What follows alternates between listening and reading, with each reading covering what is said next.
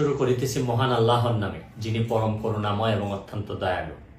আপনারা যারা আমার ফ্রেন্ড ফলোয়ার আছেন, বিভিন্ন সময় বিভিন্নভাবে আমার উপর কষ্ট পেয়েছেন, তাদের উদ্দেশ্যে একজন সাবেক এমপি হিসাবে আমি দুটি কথা বলতে চাই। আমি আপনাদের এই সংস্কার, কোটা সংস্কার যে আন্দোলন, এই আন্দোলনে বা বৈষম্য বিরোধী ছাত্র আন্দোলন, এই আন্দোলনে কোটা সংস্কারের জন্য আমি সবসময় আপনাদের সাথে ছিলাম এবং এটাতে যারা আহত নিহত হয়েছেন তাদের পক্ষেও, এই বিচারের পক্ষেও আমি ছিলাম। কিন্তু আমার ব্যর্থতা হচ্ছে কি, আমি আপনাদেরকে বুঝাইতে পারি নাই।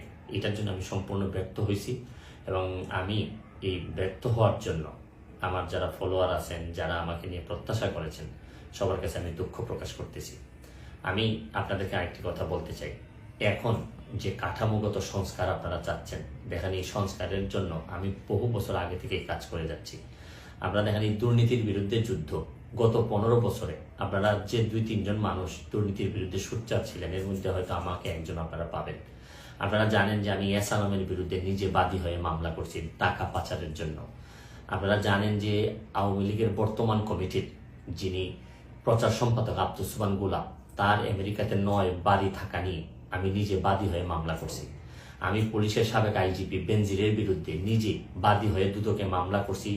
মহান সংসদে আমি তার বিরুদ্ধে বক্তব্য দিছি। মতিউর যে কর কমিশনার মতিউরের বিরুদ্ধে আমি মামলা করছি। আমি সালাম মুর্শিদির বাড়ির নিয়ে মামলা করছি। আমি সালাউদ্দিন, কাজী সালাউদ্দিন যে ফুটবলের দুর্নীতি নিয়ে আমি কথা বলছি।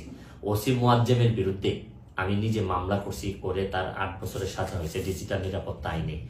আমি, আপনারা জানেন যে জীবনে যত ঝুঁকি ছিল, আপনারা জানেন যে এই কোটা আন্দোলন শুরু হওয়ার 2 সপ্তাহ আগে আমি প্রেস কনফারেন্স করতে বলতে বাধ্য হয়েছি, আমি জিডি করছি যে আমার জীবনের উপর হুমকি আছে এইসব দুর্নীতির বিরুদ্ধে প্রতিবাদ করতে গিয়ে। সুতরাং আমি এই যুদ্ধে সবসময় চেষ্টা করছি। এখন আপনারা যারা যে যুদ্ধ শুরু করছেন, ছাত্র জনতার নেতৃত্বে যে যুদ্ধ, এই যুদ্ধে আমি মনে করি যে দুর্নীতির বিরুদ্ধে যুদ্ধ, এই যুদ্ধে আমি আপনাদের সবসময় আমি আপনাদেরকে দোয়া করি যে আমি যতদিন আসি চেষ্টা করে যাব দুর্নীতির বিরুদ্ধে এই যে যুদ্ধ, এই যুদ্ধে সবসময় শরীর থাকার আমার জায়গা থেকে আমি চেষ্টা করব। এই বলে আজকের মতো বিদায় নিচ্ছি। ভালো থাকুক আমার বাংলাদেশ, ভালো থাকুন সবাই। ধন্যবাদ।